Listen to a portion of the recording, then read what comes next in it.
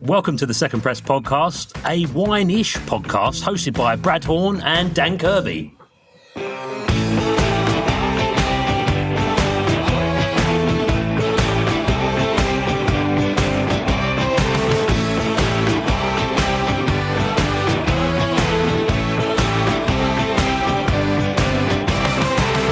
At the time, I was working for Gerard Basset, and it was a fantastic experience. He was preparing for the World Sommelier Championship at the same time, so it was 2010. And then I was studying for the MS, as was my assistant, Laurent, at the same time as well. So the three of us were holed up in Hotel Terravina, just like working, studying, and it was crazy, but amazing.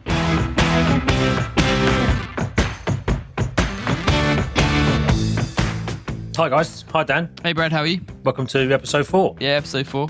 To those bingers, welcome again. Welcome once again. We love you the most. We love you. We are eventually going to be every couple of weeks. Every couple of weeks. But for the first few episodes that we've just put out, if you've binged the first 4, we love you. Thank you. And tell your friends. Yeah, and tell your friends. Yeah, share it however you want. And come and say hello on our Substack page. Please come and say hello on Substack, Instagram, everywhere.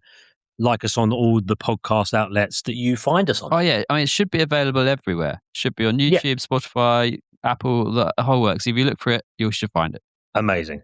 So let's get to the news. Week 4. Week 4 news. What have we got this week? Actually, you put something into my head about a new glass manufacturer in the UK. Yeah, so this is an interesting one. So I saw this article come through, and as someone who works for an English winery and looks at sparkling wines, I thought this was a really interesting thing. So nearly all the glass that we use for sparkling wine bottles in the UK, with our sort of growing sparkling wine industry, a lot of the furnaces are in Italy or France or Turkey or Europe. And so there's a company called Croxons, and they're a UK-based glass manufacturer, and they do like jams and olive oils and all sorts of other bottles. But they've just released a bottle they've called Sovereign bottle, and it is their first UK-made sparkling wine bottle, and they're hoping that other UK wine producers pick up this bottle. And so the interesting thing is that it's a traditional method sparkling wine bottle, but it's only 840 grams. So for an English-made sparkling wine bottle that's sort of relatively lightweight for traditional method, I just thought it's a really interesting project. Absolutely. And it's English-made, English. It has to be great to sort of collaborate with English producers. Yeah, I mean, like I host the vineyard tours where I work and get asked quite often, like, how much of the kit are we producing in the UK? So like most of the stainless steel tanks, the presses, all that sort of stuff, it comes from like the European wine industry. Yeah. So it's got quite an interesting project that not only does the English wine industry support like agriculture and farming, and cellar door and hospitality, but it's also starting to support British manufacturing as well. So I thought that's a really interesting story. We'll put the link in the description so you can go and have a read. And if you're a sparkling wine producer listening to this, then it's something you can go and have a look at. Amazing. Also, it's International Women's Day. It was this weekend. Yep. So I want to shout out to all the women in the trade. I was going to talk about Curious Vines. Queen of Wong set this up a few years ago to sort of champion women in wine and to give them the spotlight a bit more, because sometimes it can be quite a male-dominated industry we work in, which is a shame. But there's some amazing women, and what she's doing now, we're giving bursaries to people in the trade and getting them through WSET courses, pushing them to the next level, getting them in front of some of the best somms. Or it really is great what she's doing in the industry. Yeah, and I think it's like industry-wide as well, isn't it? So it's people in front of house, It's buyers, it's people in the biz, it's education. So it's just a really good project. And you know, there's so many lovely initiatives going on at the moment and so many people trying to do things for women. But actually, you know, like we can't highlight all of them on the show, but Queena is sort of one of the leading lights of supporting women in the industry at the moment. So sort of worth giving her a shout out. And we'll put a link to Curious Vines. If you don't know where that is, guys, that'll be in the show notes as well. And talking about amazing women, we've got a master sommelier. What a better segue could we have? Also, you know, the 3 of the first 4 people on the podcast have been women. And they've all been in different bits of the industry. And Laura, who's on the show in a sec, is the master sommelier who's currently working for Gusbourne. Here we go. Friend of mine, Laura Rhys.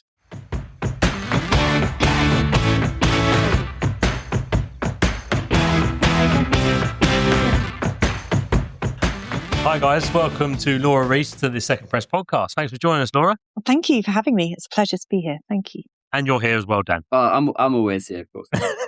So, Laura, we've got you on because obviously you are our first Master Sommelier on the show. Talk to me about becoming an MS, a Master Sommelier, if no one knows that. Yeah, sure. So I passed in 2010, which feels like an awfully long time ago now. Makes me feel very old. And it was, it was an amazing journey to do it. And at the time I was working for Gerard Basset, and it was, a fantastic experience. He was preparing for the World Sommelier Championship at the same time. So it was 2010. And then I was preparing, studying for the MS, as was my assistant, Laurent, at the same time as well. So the three of us were holed up in Hotel Terravina, just like working, studying. And it was crazy, but amazing. Oh, that sounds like a pretty intense couple of weeks, like studying with the three of you all being MS together studying. Yeah, I mean, it went on for months, and anyone, who knew Gerard knew what a brilliant mentor he was. And often, I don't know, Lauren and I would be working, let's say, a lunch service, whatever, and one of us would have a question. And so we'd pop into the office and ask him about it. And he'd give us, half an hour of his time and draw maps and go through everything. And it was amazing. Looking back on it, it was hard work, it always is. And I think study like that is always really hard work. And, we didn't have access, I think, in the same way as you have access now to everything that's on the internet, just wasn't there in the same way. And also, I think we didn't have sort of the same access to as many kind of London-based tasting groups and that kind of stuff. But it was an amazing experience. And I think everybody that I've met along the journey has added to that experience, I think. I'm going to go back a little bit further, Laura, to like you getting into wine. Obviously, you become a Master Sommelier and you study with Gerard Basset and you're working in wonderful restaurants, trying amazing wines. But where did it start for you, this love for wine? Because to become a Master of Wine, a Master Sommelier, you've got to have some passion for the product itself. Yeah, it started in hospitality because I got my first part-time job at the grand old age of 14. I don't know if that's still legal now. It was at the time, in the mid-90s. And it was just in a local bistro. And I grew up in Somerset. And, at that time, sommeliers just weren't a thing in that part of the world. And so, so there I was, 14, working part-time in this little bistro, and just loving it. And I loved interacting with guests. I loved the responsibility that was given to me in terms of working on the floor and interacting and doing all of the job ultimately. And I loved the food and the whole interaction, the theatre of it all. It wasn't Michelin starred, it wasn't super fancy, but there was something really, just really amazing about it. So I was half planning to do law at university, and it became very apparent that I enjoyed working in the restaurant much more than I enjoyed studying for my law A-level. And so I ended up doing hospitality management at university, which was, a great eye-opener, I think, in some respects. But through that, then they offered the WSET courses. So I started that at the age of 18, and then that was it. I thought, well, hang on, if I can combine hospitality and wine, then sommelier is the perfect journey. So graduated and went straight into it, and that's it. Amazing. I'm going to go back again. Sorry, Dan. But how hard? Obviously, you're starting to be a Master of Wine, Dan. The MS is a different kettle of fish. It's very different from the Master of Wine. Am I right in saying that? Or they are similarities? Are similarities to them both? I think that from what I know, they're very different, but I haven't studied for the MS stuff. And so from what I understand, Laura, like there's lots more talking out loud, and the presentation of the wines and the sort of the assessments that you do are in person.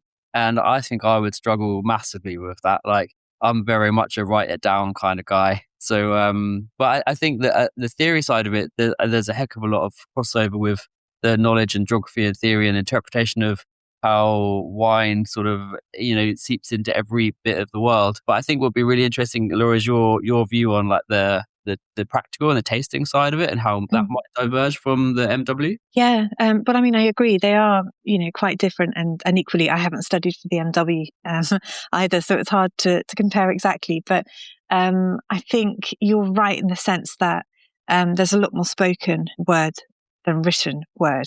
And I guess, of course, the reasons for that is because when you're a sommelier, you're working on the floor in a restaurant or you're chatting to guests all the time. So you need to be able to talk and show that skill as well as the skill of the knowledge itself. But in terms of the sort of tasting, yes. So for the MS, for the final exam, you'd have 6 wines in front of you, 25 minutes, and you would need to describe and identify each wine, which is even harder than it sounds, I think, because it's the same pressure, I'm sure. When you have 12 wines in front of you for the Master of Wine, for example, you have more time and you're typing instead of writing, but the pressure's on. But I think when you have 25 minutes and 3, albeit, very lovely and very, very fair master sommeliers sat in front of you, all of a sudden, and I remember it from the first time I did it, I fell to pieces. And so it's interesting because it's about managing, yes, blind tasting, which is hard enough anyway, and all the knowledge behind it, but also I think the pressure and the stress of the exam as well. So how do you manage that pressure? Like you said, the first time you saw that you fell to pieces. How can you manage that pressure? Obviously, I've not done exams since A levels and things like that, but I beads of sweat coming down listening to you two when you talk about master sommeliers and MWs.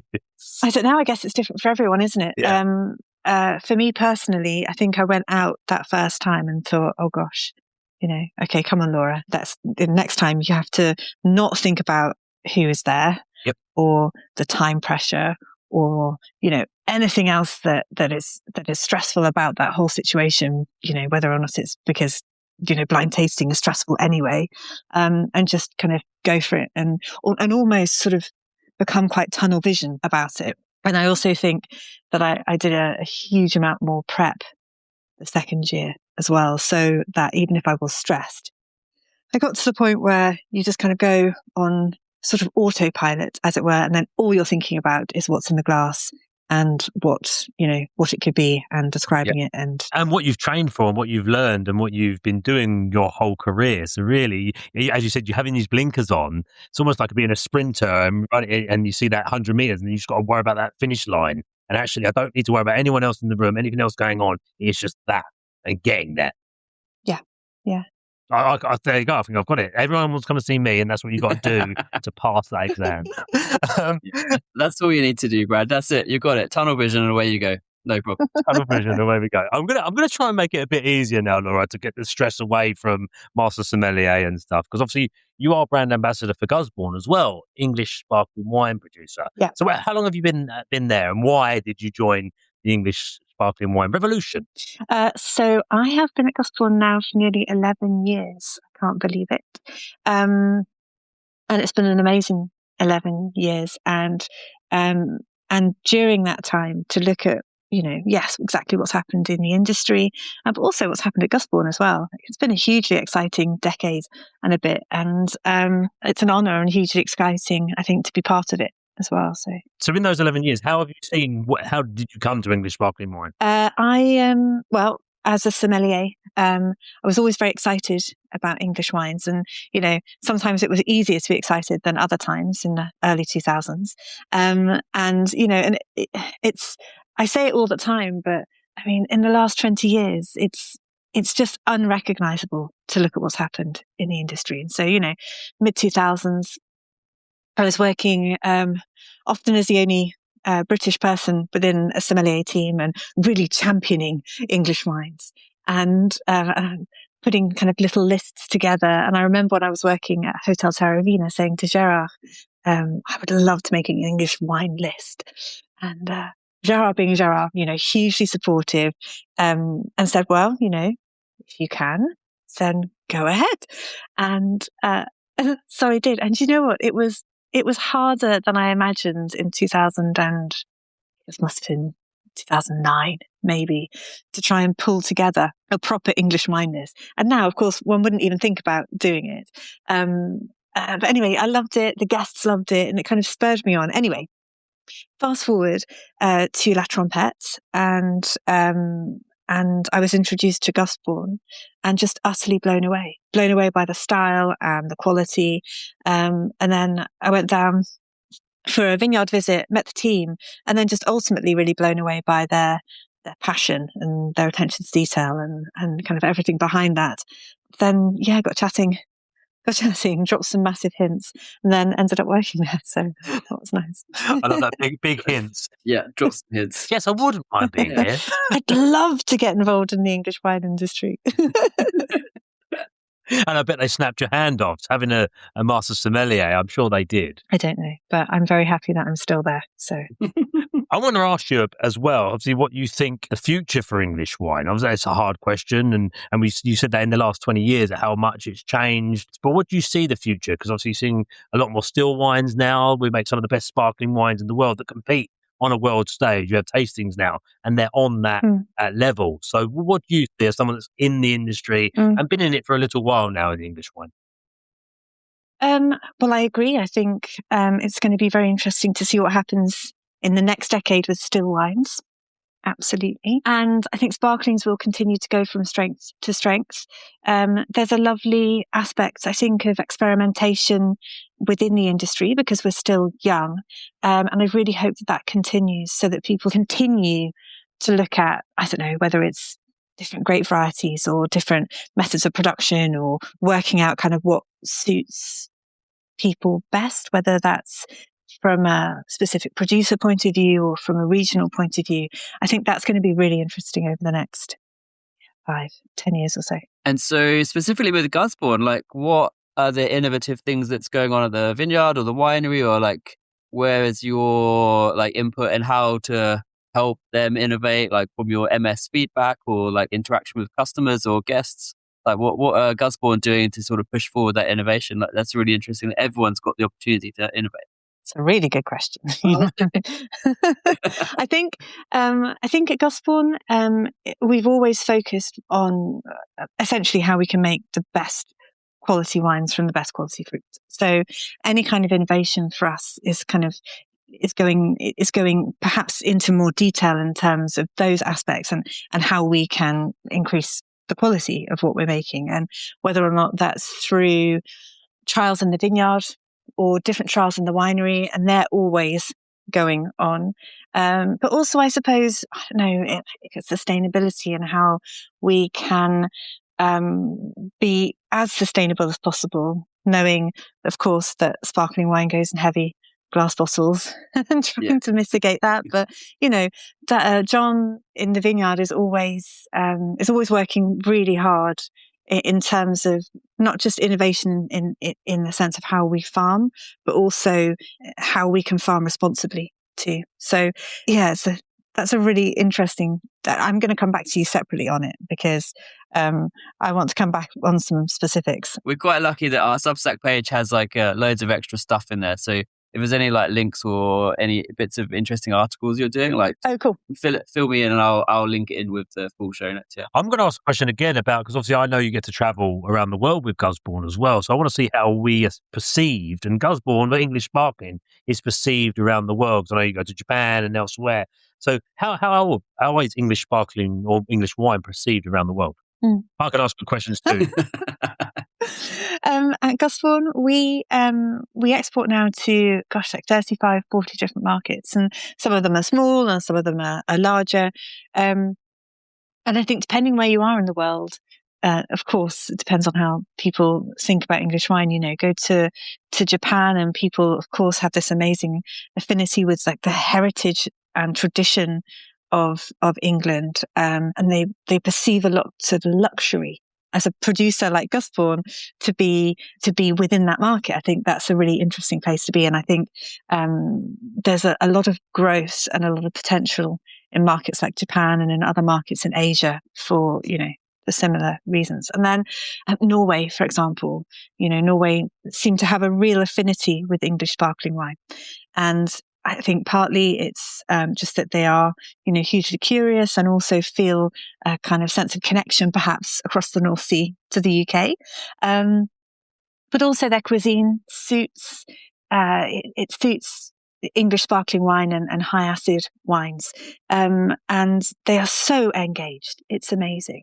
And then you can go to other parts of the world where people have no idea that there are vineyards grown in the UK at all. Yeah. And so a lot of that is about education and, helping people to understand ultimately the quality of the fruit that's being harvested and the quality and the style of the wines that are being produced. And I think a lot of the work I do in a lot of those export markets is all about the education and kind of getting people excited and inspired to try gusbourne, because that's, where I am at that point, but also the category as a whole. And I think when people see more producers, it becomes more of a category.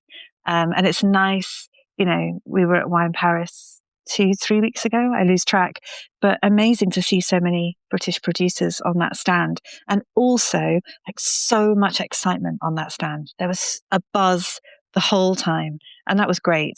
And I think that's really exciting. So, and me as a journalist as well, going around the world, traveling with different journalists from around the world, they're always keen, asking me who's the English sparkling wine producer I should be trying, who's the next one, where should I be going, where's the best. Yeah. So from my point of view as well, it really is exciting to be able to tell them, yes, it's not just one.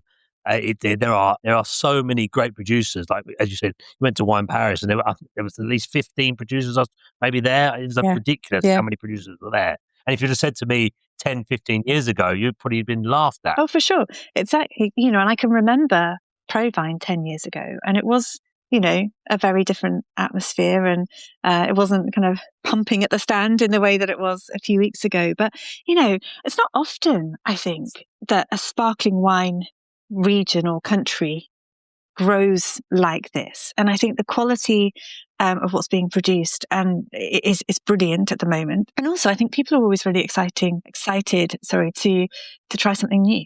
So we see that a lot in our export markets now, that there's a real desire, especially, when we talk to sommeliers in restaurants or wine journalists or any kind of wine enthusiast, and we're the same. We always want to try something different. If somebody brought us a bottle of wine from somewhere we'd never thought of for wine before, then we'd jump at the chance. And I think there's a lot of that, which is great. So do you find more of that in export markets, that people have that like engagement and excitement to try new stuff? Whereas I wonder whether perhaps in the UK we're a little bit reluctant to try English wine sometimes as a casual consumer.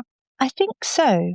But I think also we have a great habit in the UK of being quite self-deprecating. Yeah, definitely. So I think that probably adds to why that's perhaps more the case in the UK, though I see it less and less and less. And I think also, since we've increased the amount of cellar door operations and the amount of wine tourism, and people can physically go and visit vineyards, and, there's loads within an hour of London and other major cities in the south, and it's become a viable weekend activity, I think, to do, or, go for a long weekend somewhere in Sussex and go and do some wine tasting. And I think as that increases, that helps people to understand that the grapes are grown here, at least.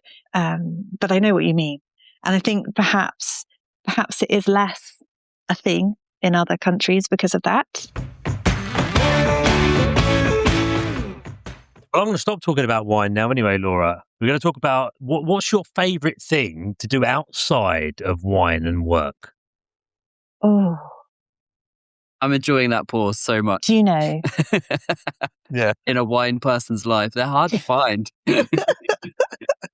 I love nothing more than a sunny day and a long walk, and maybe a nice beer in a beer garden at the end of it.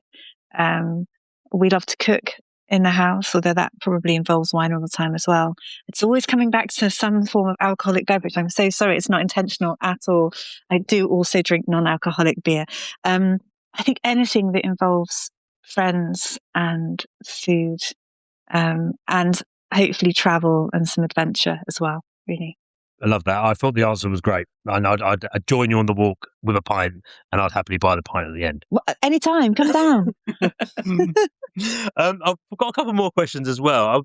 If you could only drink one wine for the rest of your life, what would it be? Like a category or an actual bottle? You take that question how you want it. Oh, stop. You run with it. Now this is a long pause. You're allowed to say gusbourne if you want to. Oh, why haven't? It's very tempting. Do you know, I think it would be traditional method sparkling wine. Yes. Because if you look around the world, there are so many different styles, but with amazing quality. And, you know, even within different regions, you know, you still have Blanc de Blanc, Blanc de Noir, you know, non-vintage, vintage, old, young, decantable, with food, without food, with oysters. Like, yeah, traditional method sparkling wine, I think. Yes. I love the answer and the explanation. Phew. Dan, any more questions before we let Laura go? I'll give you an easy ride with the non-wine questions, Laura. Laura, thank you so much for your time. It's been really great to have you on. Oh, thank you. And it's good to see you as well, my friend. I've not seen you for far too long. I know. It has been far too long. That's the problem. We're all too busy. But so lovely to see you both, and thank you. And see you soon, I hope. Thank you, Laura. Fab. Bye. Thanks, guys. Bye. Oh, I think that was a fantastic chat with Laura. Obviously, I've known her a while. I know her husband very well. And we occasionally drink together and eat together. So it was good to be able to catch up because it can be quite busy in the wine trade and you don't get to see each other a lot. Yeah, I sort of got the vibe from the interview that you guys sort of knew each other a bit better. I think I've interacted with Laura like once or twice, but haven't had a good chance to sit and have a proper chat with her at all. But some really nice anecdotes, I think. Yeah, absolutely. I heard about gerard basset and his openness to during service to actually take 20 minutes just to chat to her about her MS studies. And I think that's sort of that speaks to the guy he was and the man he was, and also speaks to her as a person as well. Must have been so hard studying for that, and like really interesting to get a master sommelier's take on the differences between the tasting part. So like when I'm sitting down doing 12 wines and I got 2.5 hours in terms of like writing what I think the wines are. But, you know, Laura in her MS exam just with like 25 minutes, and to do it out loud in front of 3 people without falling to bits. I just do not know how she managed that at all. Well, as I said to everyone, tunnel vision, mate. It's 100 meters. Just get those blinkers on. You cracked the blinkers. Like you've told everyone how to pass the exam. Well, just now. don't look at anyone. You have your blinkers on and just go. Yeah. No, really great. And I think it was just great. And actually talking about English sparkling wine, English wine around the world as well. She's lucky enough to get to travel the world. And it does seem like we are getting a bit of a foothold in some certain parts of the world, which is great. You know, there's only a handful of producers that have Gusbourne's footprint globally. She's like, 30, 40 export markets around the world. And Laura gets to trot around and talk about English wine to all those different export markets. Absolutely amazing. Super champion to have. Yeah, cool. Good champion for English wine on the show. Yeah. Absolutely. Great stuff. So what's going on for you, mate? What's going on with you? Just busy prepping for coming up for bottling some wines at the vineyard this week. Oh, okay. So this time of year for us, because we make still wine and fizzy wine, and Charmat method, not many people do that in the UK. So we're actually like doing all the blending at the moment at the winery, and then we've actually got our first 2025 wines will be out on the market from early April. So that's all going strong at the winery. It's quite exciting. That's exciting. Hopefully I'll get a bottle or two. Thanks, guys. Thanks, Ben and the team. Maybe we can talk about them on the show. Get you some wine, mate. Yeah. Thanks, mate. Yes, yeah, I you need can more try all wine. the wines. Yeah. Don't worry about that. Anyone wants to give me wine, you know where I live. Thanks. Yeah. I'll put your address in the show notes, Brad. Too. No, please don't. I also want to champion another woman. We spoke about it earlier in the show. It was International Women's Day, but a friend of mine, Nikki Smith, is running the marathon for her son, and he's blind. He was born blind, Freddie, and I know him very, very well. She's running the marathon for a blind charity. I'll put the link in the show notes, or Dan will, because he does all the linking. Please, she's works in the wine trade. She works in wine trade PR, and her husband also, Matt, works in the trade. Was a buyer at Waitrose, Berry Brothers, Naked, and working in the trade still now. So lovely people. Please donate to the charity, and really, really love the family, and he's a top kid. Ah, cool. Yeah, we'll pop the link in the notes so you can have a look at that one. Thanks. And also, I want to also shout out a restaurant I went to. Ah, you've been eating out, Brad. 10 Greek Street. Just went out for a bit of lunch. Yeah, I know. Really cool restaurant. First time I got to visit. Great lunch menu, great wines, just really good ambience. And we spoke about a lot of people struggling in the trade and restaurants. This was just a great place to have lunch. If you're out in town, I recommend getting down there. Great food, simple dishes, but so good. Oh, that's absolutely amazing. I think I've been trying for a while to get them to stock my wines. Okay. So if you've got any swing there, Brad, next time I'm in there, I might give them a shout, stock mate. the wines. I've been surprised. A wine out of my bag. Yeah, that bottle that I sent you, just give it to the guys at Greek Street. You get enough anyway. I also want to give, sorry, you had last week, so I'm going to shout out another wine. I'll put it on my Instagram page, actually.